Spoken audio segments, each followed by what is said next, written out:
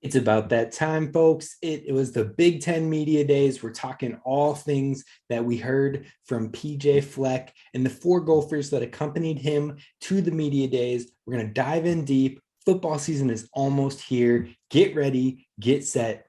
Let's go. Locked On Golden Gophers, your daily podcast on the Minnesota Golden Gophers, part of the Locked On Podcast Network, your team every day.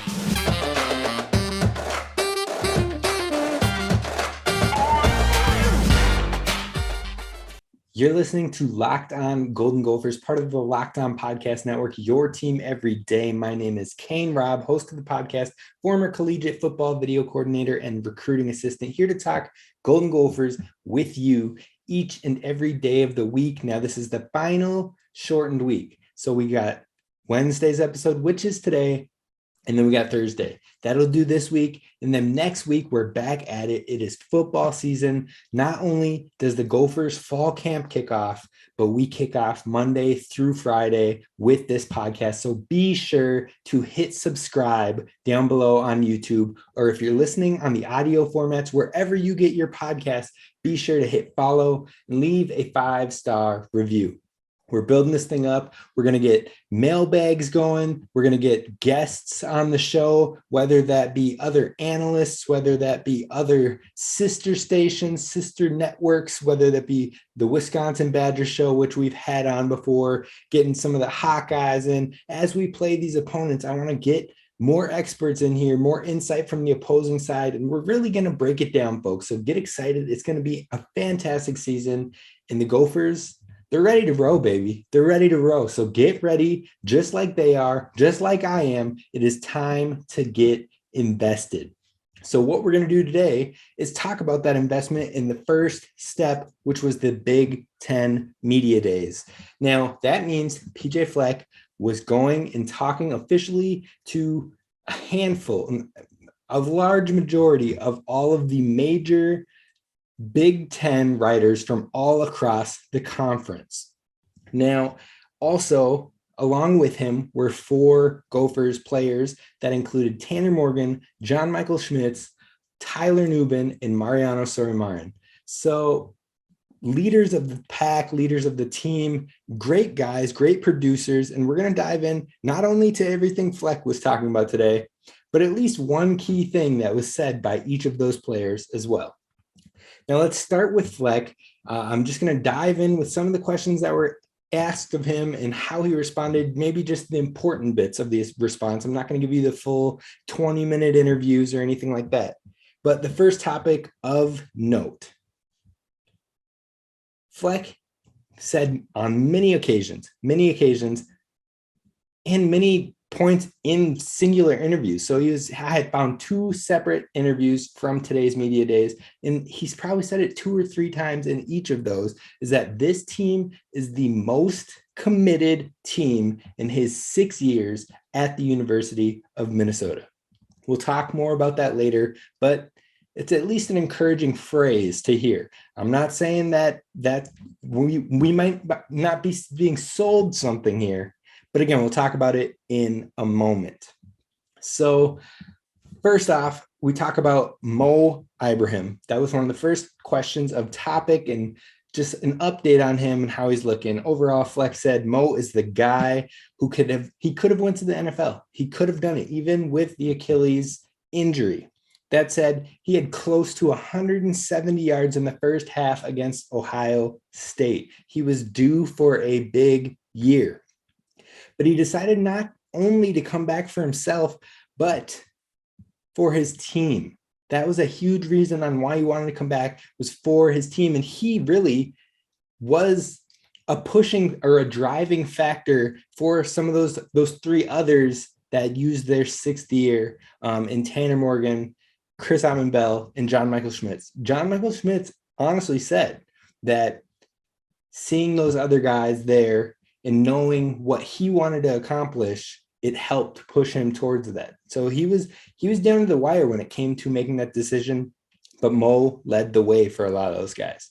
Now, the thing to point out with Mo Ibrahim that you love to hear that PJ Fleck did say is that he is at full strength. He is. Not he's trending towards, not he's going to be, not he's looking good. He is at full strength and ready to roll.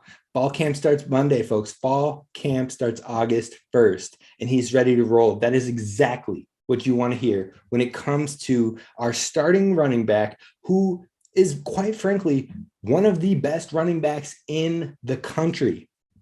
And he's back at full strength. I'm ready to see him light it up. I'm ready. I mean, he lit Ohio State up in one half of football. I'm ready to see that all year. So get excited, get hype, and then we're going to move on to the next question, which was PJ's thoughts on USC and UCLA joining. He said, LA is perfect. Tons of living alumni. The Gophers have tons of living alumni on the West Coast, which helps the footprint that's being established now. He said that, will it help recruiting? Yes and no, but you can't know for certain.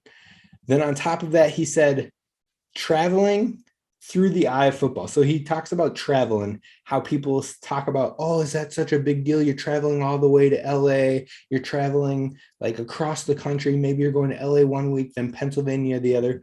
What he said to that is, at least looking at it through the football lens, not the other sports, he can't speak to those, but through the football lens, it's not that big of a deal. In fact, he brought up the fact that he used to be in the MAC conference. He was a part of MACtion, folks. And if you know what MACtion is, you know those Tuesday night, Wednesday night, Thursday night MAC football games that happen. He said, I was a part of MACtion, and you travel nights on a bus for 9 hours, and people weren't concerned about that. They weren't asking questions about that.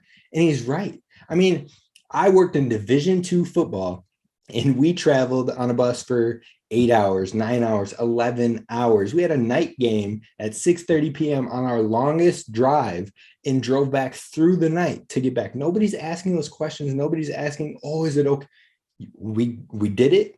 We got back up on Sunday to break down film, to go over the pluses and minuses of the last game, to dive in depth of what our weekly goals were, which we accomplished and which we didn't, how we won each phase of the game or how we lost each phase of the game every Sunday. That's right. Every Sunday, folks. It is a 7-day-a-week job, this college football thing, 7 days a week. And when you're even when you're on a bus till 9 a.m. the next day, good luck. You sleep a couple hours and then you hop back to it. If you're coaching or if you're in the prep world, you're back to it pretty bright and early, let's say 11 or noon. And if you're players, you're probably back in those meeting rooms at 1 at the latest, maybe 2. You get in that morning, you're still usually doing something as a player. You're still usually in recovery, whether that be stretching exercises, whether that be rehabbing, whether you name it, folks. There's no days off. There are no days off. So he's right. There's a point, at least on the football side of things, it is not a big deal. Now, basketball and other sports, it might be though. So at least he only spoke to the niche that he knew.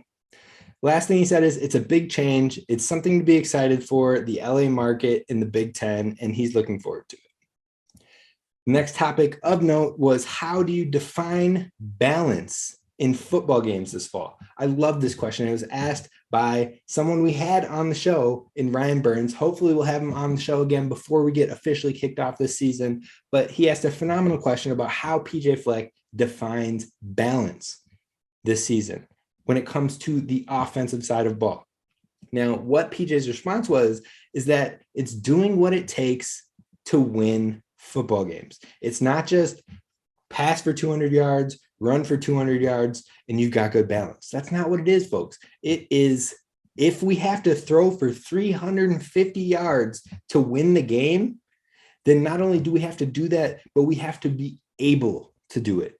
Last year, they were not able to do that. They were not able to pass for 350 yards if need be. But he recognizes that that is what balance means to him, is not only doing it, but having the ability to do that, having the personnel, having the right players, having the right coordinators, having the right system to do it. And that stood out to me. I like that. I love to hear that. Now, he said in 2019, we had 2 first-team Big Ten wide receivers for the first time in the history of Big Ten, and they had a 1,000-yard rusher. Now, the flip of that, last year, they lost 5 running backs to injury. They had 4 wide receivers that missed at least 3 or 4 plus games, and they still won 9 games. But the biggest stressor to balance into being successful, because football is about winning games, no matter if it's by 1 point or if it's by 50 points, you got to get the win.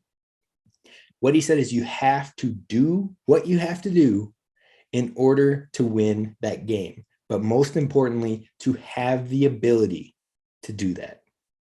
That was a great answer, great mindset. It's not about, oh, well, we passed more often this year. He's right. It's about the game plan. It's about what you set up. It's about attacking the weakness of the opponent. And if that means you need to throw for 350 yards to win, that means you have to do it. If that means you have to run for 350 yards to win, having the ability to do it and attack that weakness of your opponent's game. I love to hear it. I love the response. I love the question. So thank you, Ryan Burns. If you're listening, shout out to you. Now, next was about Kirk Soraka.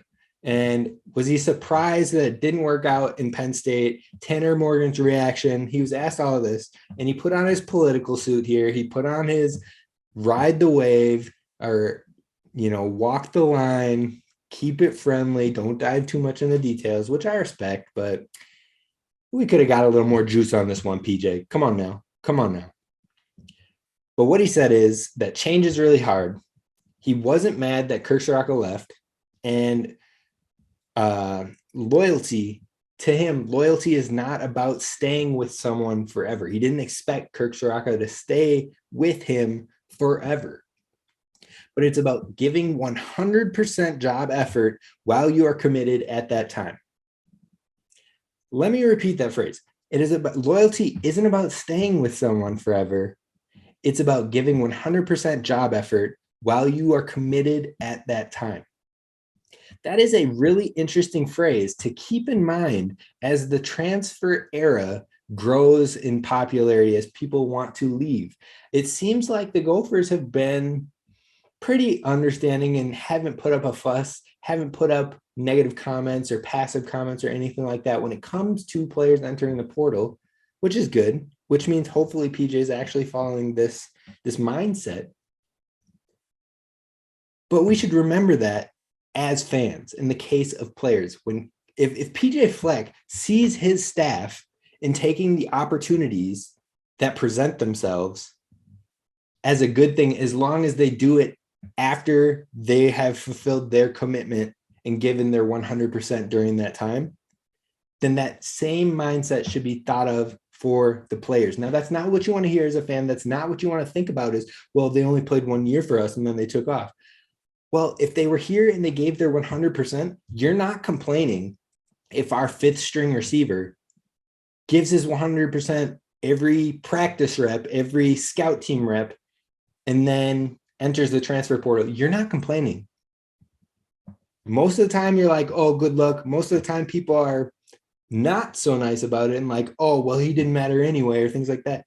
But if a productive player does it, a lot of fans crap on them. It's just not the thing to do, folks. If coaches can have that mindset, then we can't have a different mindset for players. Now, I'm not saying that I want players to transfer like crazy or just hop out or whatever. I don't want that. But it's at least having an equal thought process with it. Now, we need to come up with rules or establish a foundation with this stuff to help balance it, but that goes for both players and coaches, regardless of employment or signing a contract or what have you. So just something to keep in mind. But yeah, that was a great conversation from PJ. Definitely an interesting point that he got to there. Now we're going to talk a little bit more about PJ and some more of his responses coming up next. But first, I want to talk to you about our friends over at BetOnline. See, BetOnline is where you can get all of the latest trends and actions, whether that comes from money lines, odds lines, you name it, folks. They've got the bets, the odds, everything you need when it comes to sports betting over at Bet Online. In fact, the Big Ten West is honestly a toss-up. If you look at the over-unders for wins in the Big Ten, when you go over to Bet Online, there are 4 teams marked at 7.5 for the over-under when it comes to wins. And the Gophers are one of those 4. That's the Gophers, it's Iowa, it's Purdue, and it's Nebraska. Now, if you have strong feelings, if you have strong I know that Nebraska is not going to win 7.5 games. I know the Gophers are going to win 7.5 games. So 8 games. Now's the time, folks. Get in before those lines move, before those lines shift, and they will shift. As we get more breaking developments in camps, as we get more information, camp starts next week. So now is the time. Head on over to Bet Online and get in on the action. Bet Online, where the game starts. So like I said, we're diving back into more comments from PJ Fleck at the Big Ten Media Days. Now, the next topic of conversation was, what does being the most committed team he's ever had exactly mean?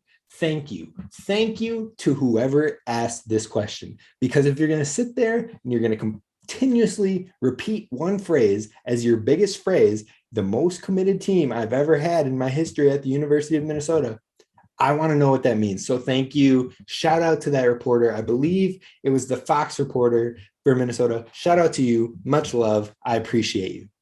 So what PJ had to say about that was, it's about have to versus want to. It's what is the unrequired work that I have to do on my own?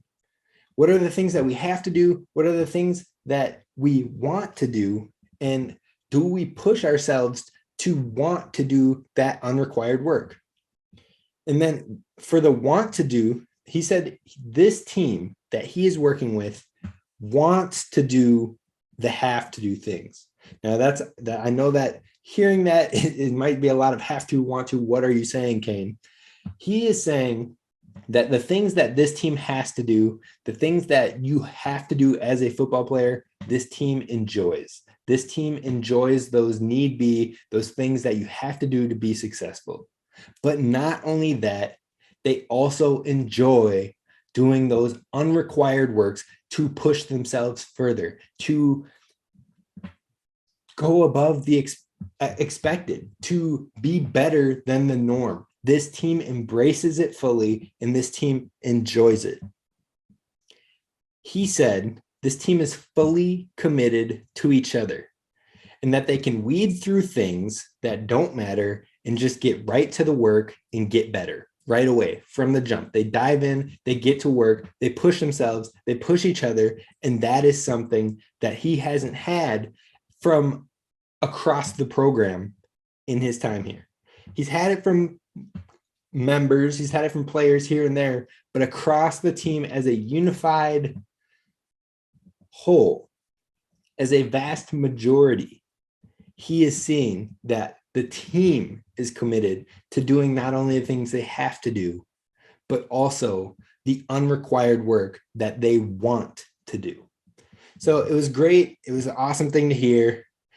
Some other tidbits that weren't exactly questions in that main conference part, but something he jumped on with some of the figureheads for the Big Ten Media Days or the Big Ten analyst cast, is he said that there's a lot of guys that people haven't heard of quite yet, but it's now their time to shine, and he's excited for those guys. He admits that there are a few games last year that he was chasing for the win as opposed to doing what was needed to win, and he was trying to essentially jam a square peg into a round hole, and he admits that. He admits fault. He admits that he went wrong in some of those games.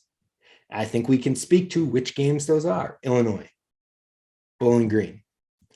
I mean, even the Iowa game, in a sense. So it's just, at least he can own up to it and we can learn from it. And that's great. That's what you want to see from any head coach you have, any coaching figure, leadership figure, even the work leader. That's what you want to see, is that they can take what they did wrong and learn from it, adjust from it, and grow from it. That's a life lesson, folks. It's a life lesson. So great to see that happening. Now, on the topic of Mo Ibrahim again, he said Mo may be one of the most important players, not only due to his ability, but also his leadership. And when he went down last year, there were guys that didn't know that they were ready to step up, but they stepped up. Now they know their depth. The team as a whole, they know their depth, they know their ability, and they are ready to step up. People have confidence in themselves, and that will be a big thing for the Gophers this season.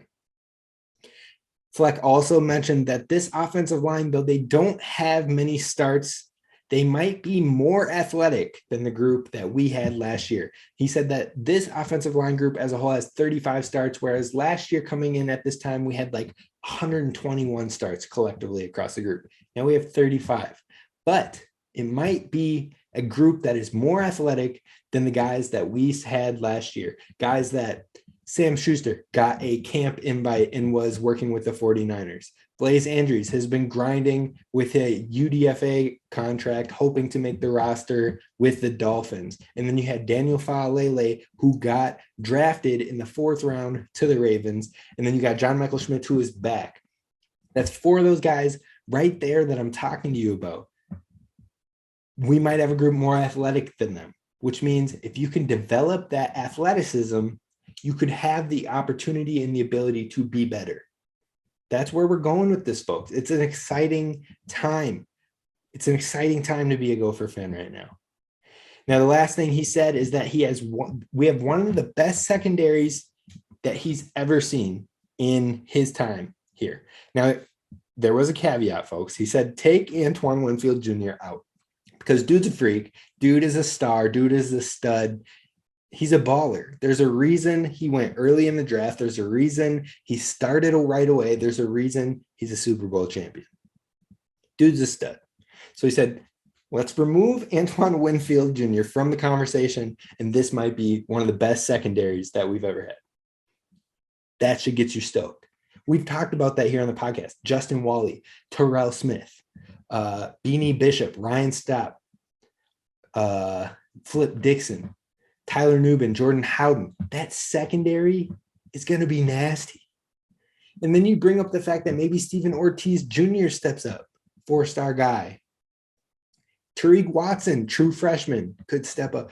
The talent in that secondary is nasty. Get ready, get set. It's time to roll. I am stoked. I'm excited. And next, we're going to talk about at least one phrase, one insight that we heard from the players that came along for the Big Ten Media Days. We're talking about that next. All right. So thank you for making this show the place to go. There's a show where we always continue to row, no matter the win, the loss. Hopefully there aren't many of those, but this is where you go for Gopher Sports, folks. This is the podcast, Monday through Friday. It's going to be a daily show once we kick off next week. I'm excited. I'm stoked. If you can't tell that, I hope you're ready. I hope you're vibing off this energy, and I hope you're ready to go. But let's talk about the players that tagged along to the Big Ten Media Days. 4 players that came with: Tanner Morgan, Tyler Nubin, John Michael Schmitz, and Mariano Sori-Marin. Now, I didn't see any speaking bits, any interviews or anything of that sort from Mariano Sori-Marin, but he was mentioned by Coach PJ Fleck in his conference about how he is a major, and I'm saying that in all caps, folks, major foodie, and that he has a list of 105 restaurants that he has been to, and he has it fully ranked. So I don't know if that flicked that light bulb on for you, but the second we can have Mariano Sori-Marin on this show, we're going to get him on this show, hopefully, and we're going to talk some food along with some football. I hope you will be ready for that. I hope in the future we can get some tags going on his Twitter. Make sure he comes on the show. Let's talk about some foodie and football. I'm here for it. But that was a fun fact dropped about Mariano Sori-Marin.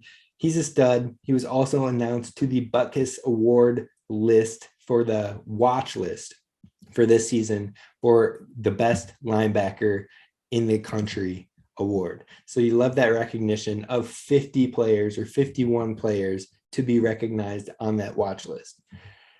Now, the other 3 players we did hear some from, and I just want to give you a quick tidbit on maybe just a soundbite of some of the things they were saying. Now, Tanner Morgan, he was talking about his favorite Fleckism, and like they were asked this. He didn't just unprovoked be like, oh, my favorite Fleckism. I love when no. They asked all of the players, what's your favorite Fleckism? What really strikes a chord with you? And the one that he picked, I loved because it really shows what he is striving for in this new year. And that is change your best, which means what you did yesterday is not good enough. What he did in 2019 is not good enough. What he did in 2020 is not good enough. What he did last year is not good enough. He's changing his best, and hopefully the best is yet to come. I'm excited for Tanner Morgan. I know people are fatigued by him. I know people are like, oh, he's old. Oh, he could have a kid that could drive by now. Oh, he's been here since 2002. Yeah, save it. I get it. He's old. He's been here. I'm excited for him. I'm excited for this last year run. He's a great leader, and I'm excited to see him continue to push and take that next step. Now, when it comes to John Michael Schmitz, one soundbite I wanted to put out there was that he said straight up, he came back to accomplish something that hasn't been done at the University of Minnesota in a very long time. That's why he wanted to come back. That was a major deciding factor for the return. These guys and the encore 4 that PJ Fleck calls them, with Tanner Morgan, John Michael Schmitz, Chris Bell, and Mo Ibrahim, the 4 guys that are using that final year, that extra year of eligibility due to the COVID season, they came back to do something special. They came back to win a Big Ten championship, to compete and to get to that next level and leave their legacy. Folks, this team knows that we are on the verge of something special, and they are pushing for it. They are striving for it. They are going all out. They are committed to the cause. I'm stoked. I'm ready. Is it game week yet? Put me out. I'm ready to go watch the game. I'm ready to take notes. I'm ready to go crazy. But let's talk about what Tyler Nubin said to wrap up this show, to close on a fun topic, which was that he was asked 2 things. 1, what makes Minnesota football special? And I agree with him 100%. It's the fans. It is the fans. It is you listening to this podcast right now. We have the best fans in the world that go out there in -20 weather, yelling, screaming, waving towels, and cheering on the Gophers, no matter the weather, no matter the cause. You're going out there and you're sticking it to whoever our opponent is. That is 1,000% true. We are some of the most underrated, underappreciated fans in college football, but the fans are the best. So I can't wait to continue to build this show's community with those fans, with you listening right now. So I appreciate you for listening. Now, the last phrase, and the last thing Tyler Nubin was asked was, there's a lot of young guys coming up on this defense that was a top 10 unit last season. Who are some young names that stand out to you to be on the watch for? I love this question. And some of these names are some of the names I've been mentioning on this podcast for weeks, for months. And some of them I didn't expect. And I'm excited to keep an eye on. So let's talk about it. He named 4 players, and then I've got 5 other players that we're going to throw all together. Those are the people to be on the lookout for as we hit fall camp. Now, his 4 were Austin Booker, defensive lineman, Flip Dixon, who we've mentioned both of those guys. Flip Dixon is a nickel corner. He's going to be used all over the field, folks. He's going to match up with tight ends. He's going to match up with running backs. He's going to match up with slot corners or slot receivers. He's going to be a fun player to watch. He's going to be a monster. And he was bullying our wide receiver core throughout the spring. I'm ready for him. Flip Dixon, super excited. But then the 2 names I didn't expect, Jalen Logan Redding, D-line, and then Devin Williams, linebacker. Now, he mentioned Austin Booker and Jalen Logan Redding are dogs. They're going to get it. They're going to grind it out. They're going to go hard. And I'm excited for that. I love that. I can't wait. Flip Dixon, going to be a matchup nightmare. Devin Williams, keep your eye on that, because linebacker position, we haven't seen anybody across the board really step up besides Mariano Sori-Marin. So it'll be cool to see him get more actively involved and see that name step out if a player, a captain, is calling that name out. Now, to close, guys, to keep an eye out for, along with those players, as we approach this camp season, Ariante Urzuri, who is going to be the left tackle for the Gophers, Dalen Wright, wide receiver. We've talked about him a ton on here. It's his time to shine. Devin Eastern, interior defensive lineman, one of the highest rated recruits that has come in PJ Fleck's time with the Gophers. Beanie Bishop, a transfer from the FCS level. He was an All-American player in that FCS level, taking the step up, looked great in the spring game. And then a fun one for you that I've heard good things about, I'm excited for, is Maverick Baranowski, linebacker, true freshman. That's it. Mark it down. Let's go. It's time to row. Row the boat. Sky Yuma. Go Gophers. This is Kane Rob signing off. Tomorrow, we're talking about basketball with our new reclassified Caden Betts and how he affects the roster moving forward this year. That's going to do it for us. Have a good one. I'll see you later.